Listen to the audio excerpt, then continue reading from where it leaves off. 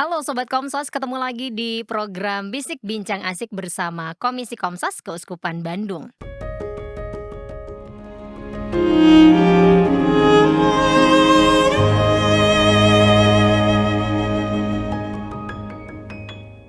Oke, di studio Komsas sekarang sudah hadir kembali Romo Iwan. Halo Romo Halo Iwan. Kris, halo Sobat Komsos, apa kabar? Sehat ya? Sehat Hebat. selalu, Oke. harus sehat ya Mo Ya, ya. harus sehat. Hari ini kita nggak bakal ngobrolin mengenai sekolah kitab suci ya. Paskah kemarin sudah lewat. Udah lewat. Nah, sekarang Oke. kita bakal ngobrolin hal yang lain yang Mhm. memang, di bulan ini juga kita biasanya umat Katolik tuh sedang, apa namanya ya, Mo, bukan merayakan ya, tapi atau apa ya namanya ya, bulan Maria, Berdevosi. berdevosi.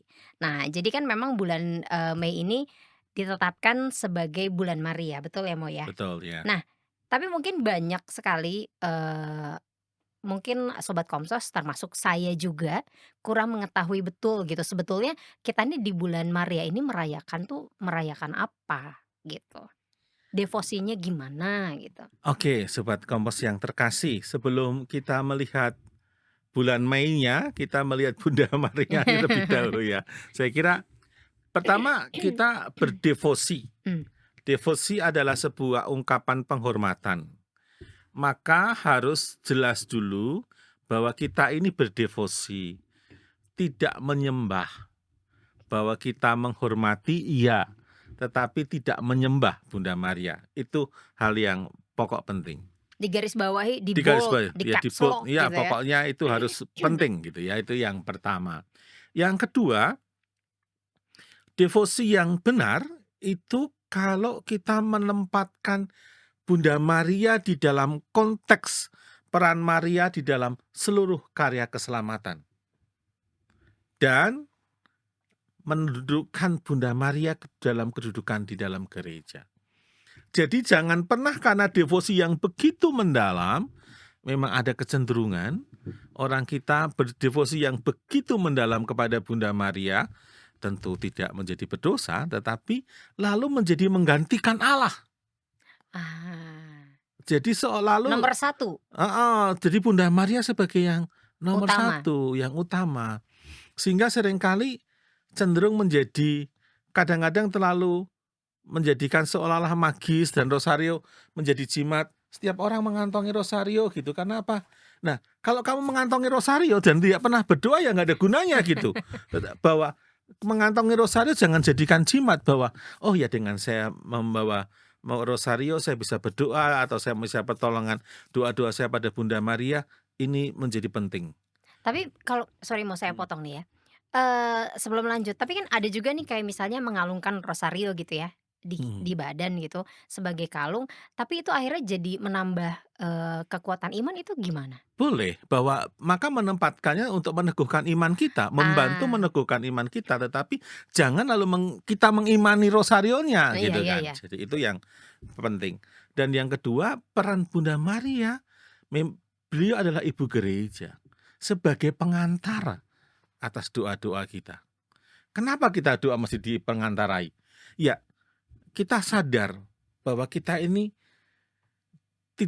bukan orang yang sempurna di dalam menanggapi kasih Allah gitu. Bunda Maria sosok yang begitu sempurna di Mhm. dalam menanggapi kasih Allah.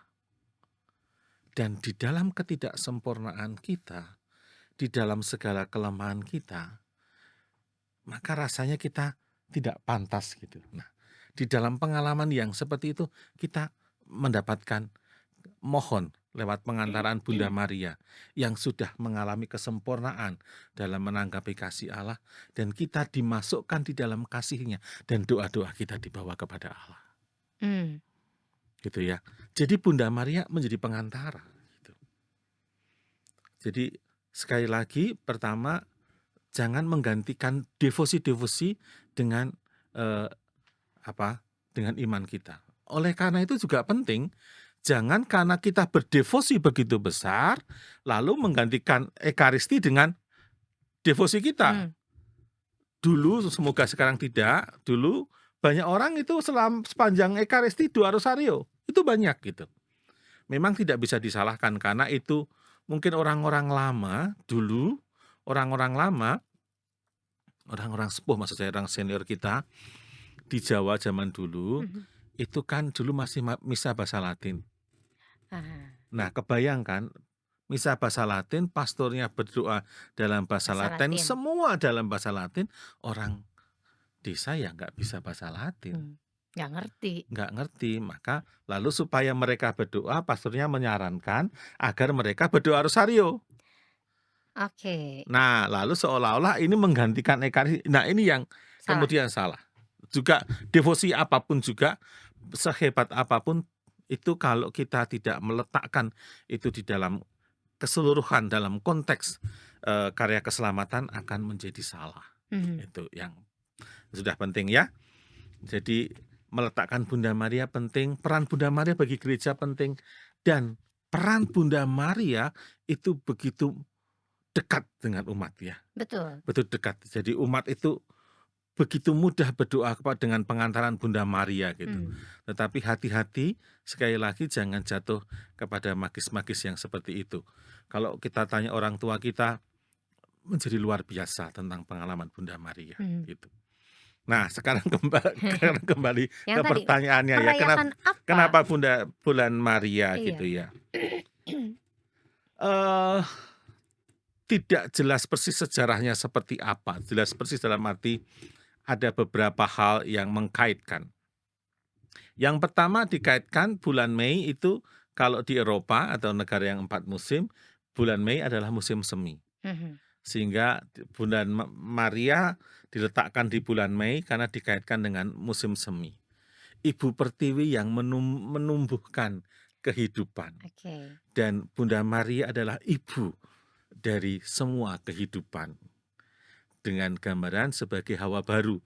Kalau kita ingat kitab Kejadian, waktu itu pernah kita bahas manusia jatuh ke dalam dosa, kalau Hawa itu membawa manusia jatuh ke dalam dosa, sedangkan Maria mengandung dan melahirkan penyelamat, Mhm, maka ia melahirkan kehidupan. iya. Nah, maka inti pada titik itu diletakkan sebagai musim semi. Mhm, Sebetulnya devosi Bunda Maria sudah ada sejak dulu, bahkan pada abad keempat 13 gitu sudah berkembang ya. mmm, Kalau saya membaca kisah Santo Ignatius, maaf ya, karena saya kenalnya itu, membaca kisah Santo Ignatius tahun 1400-an, itu ada tradisi sebelum orang berziarah ke Tanah Suci, selalu mempersembahkan dirinya kepada Bunda Maria lebih dahulu. Di Bunda Maria, di Montserrat ada tempat, perziarahan mhm, Bunda Maria yang memegang bola dunia begitu. Nah, artinya sejak abad 13 sudah berkembang itu. Dan menjadi populer di tahun 1700-an di Roma, menjadi populer tentang, devosi pada Bunda Maria ini, di bulan Mei ini. Nah, ada kisah pada tahun 1809, Paus Pius ke-7 itu ditangkap oleh Napoleon lalu dipenjara. sejarah nih. Nah, sejarah itu ya, dikaitkan dengan sejarah. Lalu karena dipenjara, lalu kisahnya Sri Paus berdoa, mohon dengan perantaraan Bunda Maria supaya dia dibebaskan dan bisa kembali lagi ke Roma, dan akan mendedikasikan hari khusus untuk Bunda Maria. Mmm, Dan pada tanggal 24 Mei, 5 tahun kemudian, dari 1814, beliau dibebaskan dan bisa kembali ke Roma. Sehingga beliau apa mulai mendedikasikan bulan Mei sebagai devosi kepada Bunda Maria. Nah, dan semakin dikenal itu kemudian ketika Paus Pius ke-9 mengeluarkan, dogma Maria dikandung tanpa noda, kita masih merayakan juga. Nah, sejak itu bulan Mei semakin dikenal sebagai bulan Maria. Lalu Paus Paulus ke-6 mengeluarkan ensiklik, edaran, surat, ensiklik, judulnya The Month of Mary, itu di bulan Mei. mhm, Nah, jadi bulan Mei disebutkan oleh Paulus ke-6, bulan di mana devosi umat beriman didedikasikan secara khusus kepada Bunda Maria. Berarti ini istilahnya kayak dipatenkan gitu, Mo? Ya semacam begitu ya, tetapi, sudah sejarah panjang ya. Mhm mhm. Artinya semua bermula dari gerakan umat yang berkembang yang kemudian, ada, semacam ya istilahmu dipatenkan Iya. tadi, tetapi itu sejarah kurang lebih semacam itu, ya. Nah, kalau misalnya nih ya, kita kan, berdevosi kepada Bunda Maria. Mhm mhm Bunda Maria tadi, Romo bilang kan sebagai, mhm pengantara ya. mhm Nah, kadang-kadang kita tuh berdoanya misalnya, "Bunda Maria bla bla bla bla, gini, kabulkanlah doa kami." mhm Atau yang benar itu adalah, boleh nggak kita kita bilang, "Kabulkanlah doa kami," sedangkan kan, yang mengabulkan itu kan Tuhan Yesus gitu, Mo? mhm. Atau apa sebaiknya? "Doakanlah kami," atau bagaimana gitu akhir, dari doanya? Lebih baik doakanlah kami, atau mohon Bunda berkenan menghantarkan Mhm, dengan doa-doa kami. Jadi yang penting adalah menghantarkan doa-doa kami atau doakanlah kami, itu mmm, menjadi, lebih baik gitu ya, supaya kita tidak nanti menjadi salah, itu. oke. Mhm Nah, Mo, kan, bulan Mei ini, sudah jadi bulan Maria, mhm terus kita juga bulan Oktober juga kan, ada juga nih, mhm. ya, perbedaannya apa nih dengan bulan Oktober? Ya, sama-sama devosi pada Bunda Maria, Mhm, tetapi kalau di bulan Oktober itu secara khusus adalah Hari Raya Rosario Suci. Hari Raya Rosario Rosario Suci. Suci. Jadi maka disebutnya bulan Rosario, bukan Ah, bulan Maria kalau oke, Oktober. mhm, Nah, itu berkaitan dengan sejarah juga. Ada sejarah pada tahun 1571 itu negara-negara Kristen yang di Eropa itu dikepung oleh Kekaisaran Ottoman, mhm, Turki zaman dulu gitu kan. Mereka menjajah semua lalu menginvasi di mana-mana. Nah, pada waktu itu Don Juan, pemimpin perang pada waktu itu, hanya punya 1.000 melawan 10.000 tentara. oh, Jadi oke, sudah mustahil menang. mhm Lalu dia mohon supaya mengajak orang untuk berdoa rosario, dan bahkan Paus Pius kelima mengajak beberapa umat dengan seluruh umat berdoa rosario, dan secara khusus pendaraskan doa rosario terus-menerus, mohon agar negara-negara ini dibebaskan dari invasi, kerajaan Ottoman itu. Mereka berdoa bersama-sama di Basilika, Santa Maria Maggiore di Roma untuk apa? Untuk sungguh-sungguh mohon dengan perantaraan Bunda Maria dengan berdoa rosario, oke. dan ternyata menang, bisa memundurkan pasukan Ottoman yang menginvasi itu, sehingga negara-negara Kristen tidak jadi diinvasi dan dijajah oleh Roma, Ini termasuk Ottoman. termasuk mukjizat bukan, Mo? Mukjizat, karena gini ya, kalau kita ngomongin mukjizat gitu ya, mukjizat itu pengalaman-pengalaman iman Mhm, yang bagi kita sesuatu di luar kemampuan manusia untuk memikirkan hal itu terjadi. iya, Itu mukjizat ya. Tetapi kan mukjizat tidak bisa dilihat di dalam kerangka sejarah ya. Kalau sejarah kan melihat data gitu ya. Sedangkan mukjizat itu pengalaman pribadi gitu. mhm. Pengalaman sekelompok orang, pengalaman pribadi kan. Pengalaman ini kan tidak bisa dibuktikan dalam sebuah apa? Fakta-fakta sejarah, tetapi bahwa ada pengalaman iman yang semacam ini. Itu yang disebut mukjizat Tapi gitu yang ya. 1.000 orang tadi berdoa loh, Mo, berdoa rosario kan? Bukan 1.000 itu adalah tentara 1.000 melawan 10.000 Iya. gitu ya. Dan yang berdoa banyak umat ya, Oh, banyak umat? banyak umat Oke. berdoa. Bukan hanya Dan tentaranya doang ya? bukan, maksudnya seluruh umat, dan Paus kan juga berdoa, Paus Pius kelima juga berdoa. Dan menetapkan tanggal 7 Oktober sebagai, waktu itu tanggal 7 Oktober misa di Vatikan, dalam rangka bersyukur dan Mhm, menetapkan sebagai doa Rosario Suci itu. Tetapi secara resmi Paus Gregorius ke-13 menetapkan tanggal 7 Oktober sebagai hari raya Rosario Suci. Jadi perbedaannya, kalau bulan Mei disebut sebagai bulan Maria, memang kita berdevosi pada Bunda Maria dengan banyak macam cara. mhm. Sedangkan kalau bulan Oktober secara khusus adalah doa rosario. Nah, itu yang pengen saya tanyakan juga. Mhm, Kalau misalnya bulan Oktober itu bulan Rosario, jadi, khusus Rosario, sama berdevosi kepada Bunda Maria juga. mhm. Nah, di bulan Mei ini, di bulan Maria, jadi, yang tadi Romo bilang, bisa ngapain aja gitu? Atau kita biasanya ngapain Mo? Ya, Selain yang Rosario? sebentar, yang paling sederhana adalah doa rosario.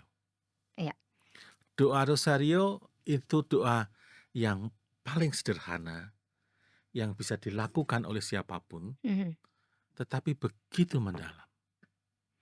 Karena kita diajak berdoa bersama-sama. Kita berdoa bukan hanya kita mohon dengan perantaraan Bunda Maria, tetapi Sri Yohanes Paulus II menyebut dengan luar biasa mengatakan, kita berdoa bersama dengan Bunda Maria. Dan bagaimana kita memandang Yesus dari kacamata Bunda Maria. mmm, Artinya apa? Yang penting adalah pengalaman iman itu. Dan di dalam doa rosario kita merenungkan kisah-kisah di dalam kitab suci yang kita kenal sebagai peristiwa-peristiwa peristiwa, itu. Dan kita menikmati doa ini. Doa ini kan repetitif ya. Kalau kita mendoakan ya semakin mendalam, semakin hati kita diajak semakin mendalam gitu. mhm. Maka efek yang lain semakin tertidur. Karena semakin mendalam tadi, karena repetitif gitu kan. Jadi memang bisa terjadi. Bapak saya juga seringkali kalau berdoa karena sudah sepuh gitu, tiba-tiba tertidur, nanti bangun dilanjutkan lagi ya. Nah, Salah itu enggak boleh gitu? nggak ya itu? Saya kalau orang sepuh ya saya makan boleh, enggak apa-apa gitu. Kalau orang sepuh ya? Ya kalau kita kan harus belajar untuk memberikan waktu, memberikan hati, memberikan diri ya untuk doa ini gitu. Nah, kalau misalnya Nah, ketiduran, diulang lagi dari awal? kalau kita masih muda Iya, iya, tapi kalau orang sepuh dilanjutkan aja iya. lah, saya ingin mengatakan itu. Yang penting adalah kalau sepuh kadang-kadang waktunya, kadang ketika harus tidur, ya tidur gitu kan, itu yang Mhm. menjadi berbahaya kalau enggak dilakukan. Nah, apa yang dilakukan? Ada banyak devosi, Apa? bahwa saya hanya doa spontan di depan Bunda Maria, Mmm, mohon, Ibu dengan segala kelemahan saya, dengan kekurangan saya mohon, agar doa-doa saya dihantar kepada putramu. Dan dia memandang Bunda Maria juga cukup. Itu sebuah penghormatan. Juga ada yang menggunakan itu untuk novena.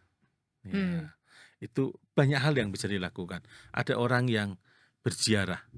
Berziarah ya, bukan ziarek ya. Ditekankan gini ya, Bukan, ditekankan. karena seringkali orang menyebutnya ziarek tapi reknya lebih panjang daripada ji-nya itu kan ya. Re gitu. Karena kalau orang Jawa ziarah itu siji sing diarah. Jadi memang Oh, memang oke. memusatkan diri sepenuhnya di dalam kerangka itu gitu. Siji sang Sing diarah. siji sing Satu diarah. yang menjadi tujuannya gitu. Jadi intensinya itu lurus gitu. Jadi saya sering menyebut intensionya itu harus rekta gitu. Jadi intensinya harus lurus. Sedang kalau ziarah intensinya macam-macam gitu. Jadi kalau kita berziarah ke Cirebon gitu, yang dipikirkan bukan doanya, yang Makanannya. dipikirkan kulinernya. Itu Kulinernya. yang saya beri catatan supaya tidak salah. Apakah itu salah? Pasti tidak salah, tetapi maksud saya supaya hati-hati. Ada banyak cara orang menghormati, ada banyak cara orang berdevosi kan menghormatkan. Mhm. Jadi ada banyak cara, bahwa berdoa rosario itu salah satu. Pesan sponsor Oh, itu. Khusus untuk Keuskupan Bandung. iya, apa Mo? Teman-teman, sahabat Komsos di Keuskupan Bandung, bulan Mei ini kita isi dengan rosario kebangsaan. Jadi fokus pastoral kita adalah sukacita hidup berbangsa. Rosario kebangsaan itu apa? Ada teks doanya, bisa diakses nanti di Komsos, bisa diakses juga karena itu sudah pernah ditampilkan, dan juga bisa minta pastor paroki. Yuk, kalau tidak bisa ikut di paroki yang diadakan, buat di dalam lingkungan atau di dalam keluarga masing-masing. Kalau tidak memungkinkan secara pribadi. Kenapa disebut rosario kebangsaan? Kita berdoa rosario, mohon dengan perantaraan Bunda Maria agar kita tahu pemilu sebentar lagi di tahun 2024 ini tidak terjadi hal-hal seperti 4 tahun yang lalu, 5 tahun yang lalu. Ada perpecahan di Mhm. antara anak-anak bangsa, ada saling menghujat dan macam-macam, dan supaya pemilu berlangsung dengan damai, dengan baik, para calon menampilkan diri dengan baik, tidak saling menghina, tetapi saling menampilkan karya-karya yang baik dan program-program yang baik, dan umat semakin terlibat, dan yang lebih penting adalah memberi damai. Mmm. Jadi ini salah satu ya, ini salah satu untuk di Keuskupan Bandung ya, ini saya kira pernah lihat ini, dan saya kira nanti bisa diakses lewat Komsos gitu. Karena kalau, namanya merah putih berarti rosarionya juga Ya, kudu merah putih ya? heeh heeh. Kalau nggak punya Nggak punya, bisa ada di banyak tempat bisa iya, dibeli, atau lewat toko-toko paroki saya kira ada sekarang, saya kira di Keuskupan Bandung ini banyak banyak di dijual ya? heeh heeh. Jadi, pesan sponsornya itu, jadi Mhm mengajak ya. Nah, mhm, kalau misalnya oke, sebelum ke pertanyaan saya yang itu, mmm. wajib nggak kita di bulan Mei ini, berdevosi kepada Maria sebagai umat Katolik? Saya agak hati-hati dengan kata wajib dan tidak Oke. wajib gitu ya. Kenapa hati-hati? Karena ini pengalaman iman ya. Mhm, Tetap artinya begini, gereja mengajak. Kenapa gereja mengajak? Karena gereja punya pengalaman iman bagaimana kita berdevosi pada Bunda Maria ini.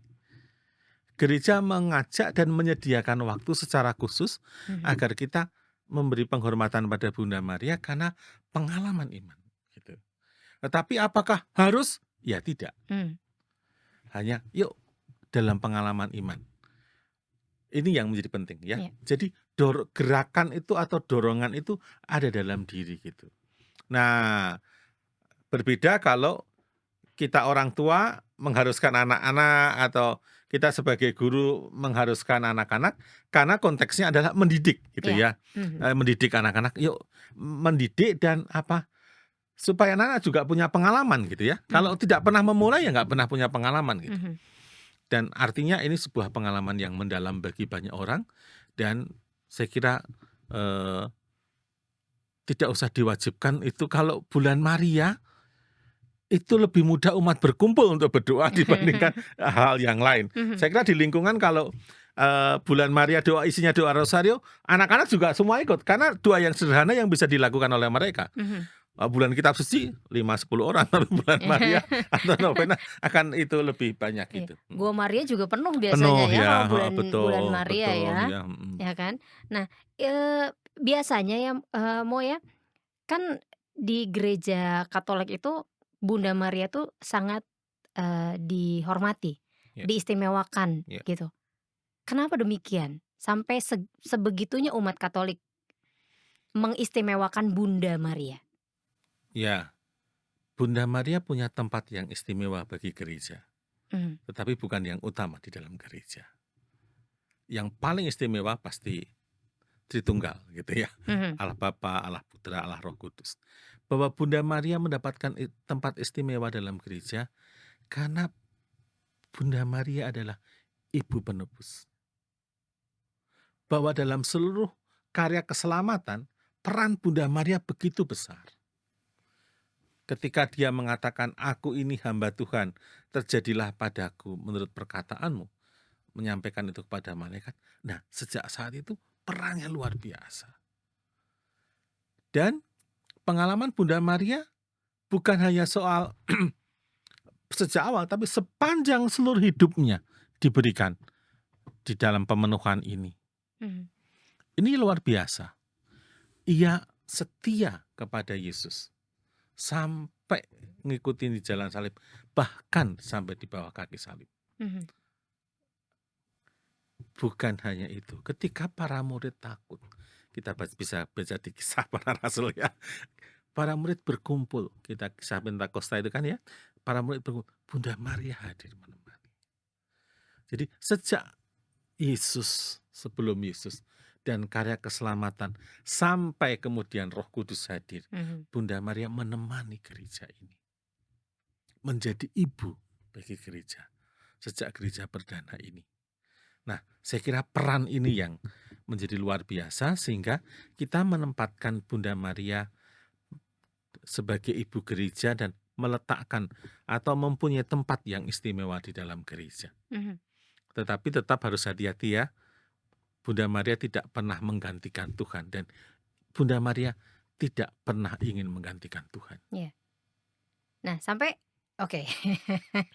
Ini menarik sekali karena ada teman saya yang, nanya nih, dia Mhm, bukan Katolik gitu mhm, ya.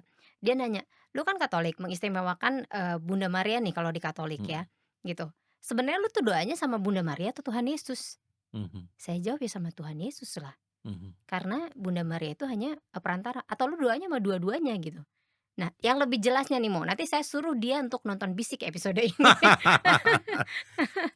Ya, tadi di pengantar awal saya sudah mengatakan ada kecenderungan bagi orang Katolik yang menempatkan devosi ini berlebihan, sehingga jatuh pada sikap-sikap yang menggantikan Allah dengan devosi ini Mhm, gitu.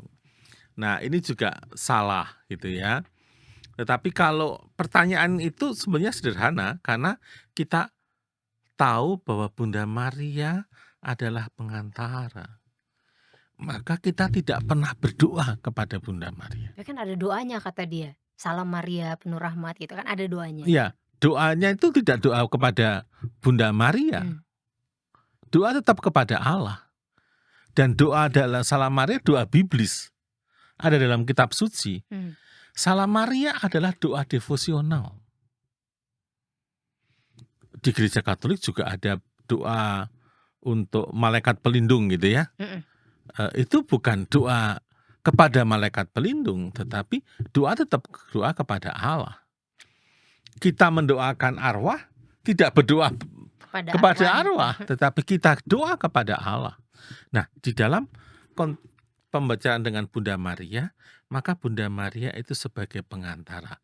Memang sulit dipahami kalau kita bicara misalnya dengan saudara-saudara kita yang Protestan. Mmm, Karena mereka di gereja Protestan ini tidak ada, gitu. Mungkin dalam pengalaman sejarah juga ini juga menjadi luka bagi mereka sehingga ini dihilangkan oleh mereka gitu. mhm, Tetapi menurut saya sekarang banyak juga beberapa gereja Protestan yang juga kembali menempatkan Bunda Maria secara mhm, istimewa di dalam kerangka eh, karya penebusan ini gitu. mhm, Itu ya, itu yang menjadi penting. Nah, memang kadang-kadang yang sulit itu kan begini ya. Pengalaman iman umat itu kan lalu tidak bisa dirumuskan begitu saja gitu. Umat sederhana itu kan merumuskan, ya saya berdoa kepada Bunda Maria dan saya mendapatkan mukjizat, saya iya, berdoa kepada Bunda Maria dan saya terkabulkan. Nah, ini rumusan ini ya rumusannya tidak persis benar. Tetapi kan sebetulnya yang mau diungkapkan adalah bahwa saya berdoa kepada Allah dengan perantaraan Bunda Maria dan saya mendapatkan mukjizat. Dan saya mengalami bahwa kalau doa lewat perantaraan Bunda Maria lebih mudah bagi saya dan saya banyak dikabulkan. mhm, Nah, memang yang menjadi berbahaya adalah soal rumusan. Tetapi kan kita tidak bisa menuntut umat yang sederhana membuat rumusan teologis yang benar gitu ya. iya iya, Tidak itu. Sehingga ini bisa salah dipahami oleh saudara-saudara kita yang berbeda dari kita di dalam melihat konteks ini. mhm, Saya kira ini menjadi ungkapan-ungkapan yang umum ya kalau kita ketemu orang-orang, siapapun gitu. Saya, eee, terkabulnya doa lewat perantaraan Bunda Maria mending saya lalu nanti kemudian ketika sharing, saya berdoa kepada Bunda Maria dan nah ini yang harus hati-hati.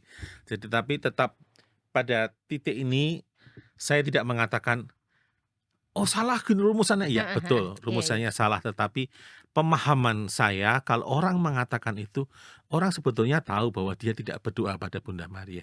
Dia berdoa dengan perantaraan Bunda Maria. ditekankan lagi perantaraan Iya, Bunda supaya Maria tidak ya. salah, heeh. Jadi teman-teman kita dari yang beragama yang berbeda supaya kita tidak menyembah Bunda Maria, tidak pernah kita Ya kan menyembah itu Bunda banyak salah kaprah loh, "Lo kan iya, menyembah Bunda Maria." "Ah tidak enggak," gitu. begitu, tidak. Sebagai orang awam saya bingung mau karena menjelaskannya gimana. Saya suruh nonton Bisik episode ini. Dan juga karena, di mana-mana sekarang ada tempat peziarahan, itu juga bisa membuat orang menjadi salah kalau melihat seolah, "Oh ke sana mau berdoa pada Bunda Maria." Tidak, tempat peziarahan adalah tempat devosional, Mmm, tempat yang dikhususkan bahwa orang bisa berdevosi kepada Bunda Maria di tempat itu. Jadi tempat ziarah bukan berdoa pada Bunda Maria sekali lagi, mhm, tetapi itu. Maka yang paling penting adalah ketika saya berdevosi adalah untuk meneguhkan imanku pertama-tama. Jadi supaya kalau saya berdoa rosario juga supaya saya diteguhkan imanku sebagaimana Bunda Maria di dalam doa-doanya dan saya meneladan Bunda Maria. mhm, Jadi tadi seperti saya mengutip Sri Paulus Santo Yohanes Paulus kedua mengatakan, berdoa rosario itu membawa saya untuk memandang Yesus lewat kacamata Bunda Maria. mmm, Jadi itu pengalaman itu ya. Dan memang kalau rumus, pengalaman iman itu karena formulasinya, apa yang dikatakan sebuah formulasi ya, tidak semua bisa membuat formulasi yang baik ya, mhm. begitu. Mhm Nah, kalau misalnya tadi ngobrolin sempat menyinggung mukjizat, kita mhm sebagai orang Katolik, harus menyikapinya gimana, Mo? Kayak kemarin, sempat viral juga kasus yang anak kecil, koma gitu ya, akhirnya dia, sembuh dari koma, gara-gara dia, melihat atau didatangi Bunda Maria gitu, diminta doa Bapa Kami dan lain sebagainya, padahal dia bukan Katolik gitu. mhm. Dia, Protestan ya, Kristen gitu. Nah itu kita sebagai orang Katolik menyikapinya gimana gitu, "Bener kok, itu mukjizat loh," gitu. Kan tadi Romo bilang karena itu ada pengalaman iman ya, gitu. Ya pasti gereja juga mempercayai adanya mukjizat gitu ya, Mmm, gereja mempercayai adanya mukjizat. Kita ingat 5 roti 2 ikan gitu ya, ingat air menjadi anggur itu mmm, sebuah Yesus menyembuhkan banyak orang gitu ya. Tetapi hendaknya tidak hanya terpukul dengan mukjizatnya gitu ya, mhm, tetapi bagaimana karya Allah yang menyelamatkan itu yang jadi penting gitu. Nah, mukjizat-mukjizat itu juga sebagai sarana bagi orang kita semua, bagi Allah yang memberikan sarana belas kasih Allah, sebentuk bentuk belas kasih Allah. Itu yang penting ya. Lalu kita bersikap bagaimana? Ya, saya tidak bisa mengatakan salah dan benar, mmm, tidak bisa mengatakan, "Oh, itu tidak benar." Oh, itu pengalaman pribadi seseorang kok, gitu. Dan apa yang penting bagi saya bersikap apa? Saya bersyukur bahwa itu menjadi tanda bahwa Allah itu Allah yang hidup, bahwa Allah itu terlibat di dalam kehidupan manusia. Bukan Allah yang jauh, bukan Allah yang tidak, "Oh, nanti pokoknya nanti setelah kita mati." Bukan. Sekarang pun Allah tetap terlibat dalam hidup kita. Dan kalau kita mau ngomong jujur, setiap hari kita mengalami mukjizat itu ya. mmm, Paling khas bagi saya pribadi itu ya. apa, S Mo? saya itu kan seringkali itu karena alergi sesuatu, seringkali bumpet Ah, hidung saya itu. mmm, Dan nggak bumpet kan ngap-ngapan gitu, berat gitu, ngap, ngap gitu ya. Dan betapa bahagianya ketika saya sehat begini gitu. Dan saya juga tidak tahu kapan menjadi sembuh dan kalau saya pernah di ICU gitu, hanya untuk bernafas mahal. mhm, Kita lihat ketika Covid kemarin, orang berebut untuk membeli nafas dan kita setiap hari, saya bangun tidur bernafas dengan damai. Itu luar biasa loh. Hanya seringkali kita tidak menyadari. Kalau kita menyadari yang banyak hal sebetulnya mukjizat yang kita alami. hal-hal Hanya kecil ya, heeh, kadang-kadang kita itu hanya melihat yang seolah spektakuler ya, iya, itu ya. Kita kadang-kadang kita cenderung senang yang spektakuler-spektakuler gitu mhm, ya. Padahal sebetulnya pengalaman. Jadi saya kira kalau kita ditanya bagaimana mensikapi ya, kita bersikap bahwa saya bersyukur. Bersyukur bahwa menjadi meneguhkan iman saya juga bahwa Allah itu Allah yang hidup, Allah yang tetap memperhatikan kita, Allah yang sungguh-sungguh terlibat di dalam kehidupan kita. Begitu ya. Tetapi yang harus hati-hati, jangan lalu kita berpikir, saya juga harus mendapatkan mukjizat. Nah, itu yang salah. Hmm. Bahwa Tuhan bisa berkaya dengan cara apapun, Tuhan juga memberikan mukjizat kepada kita dengan cara yang berbeda. Jangan sampai kita berdevosi, kita berdoa gitu, tapi kita menuntut sesuatu gitu ya, Bang? Ya, jangan menuntut bahwa saya harus mendapatkan mukjizat. Kalau tidak ini berarti tidak. Ya Iya. itu ya. Mhm. Ada orang yang mengatakan, "Pastor, kenapa Bunda Maria nggak adil ya dengan saya?" Loh, kenapa? Saya sudah berdoa sekian lama. Saya tiap hari doa rosario, Pastor, sudah habis banyak loh rosario ini. Saya novena sampai sudah berlembar-lembar. Kok doa saya nggak dikabulkan gitu? Mmm. Loh, pertanyaannya, ya jangan hanya melihat pada satu hal. Tuhan memberi kepada kita sesuatu yang kita butuhkan. Kalau anak kecil minta pisau yang tajam, anaknya mau nangis jungkir jempalik, ibunya tidak akan memberi pisau. Iya. Akan mengalihkan dengan hal yang lain. Kenapa? Ibunya tahu bahwa itu berbahaya untuk dirinya. Ya. Maka ini juga penting bagi kita bahwa Tuhan memberikan kepada kita sesuatu yang kita butuhkan. Gitu. Karena ada tulisan yang bilang, "Kalau Tuhan tidak menjawab, berarti itu yang terbaik untukmu." Ada yang nulis gitu kan. Mungkin itu belum saatnya juga gitu. Tapi kadang-kadang kita sebagai manusia, ya itu tadi, kok nggak Ya, dikabulkan sih ya, gitu. jadi orang bisa membuat ungkapan-ungkapan itu kan sesuatu pengalaman Iya. dirinya, bahwa ket dia bisa menulis begitu karena dia sudah mengalami yang luar biasa gitu kan.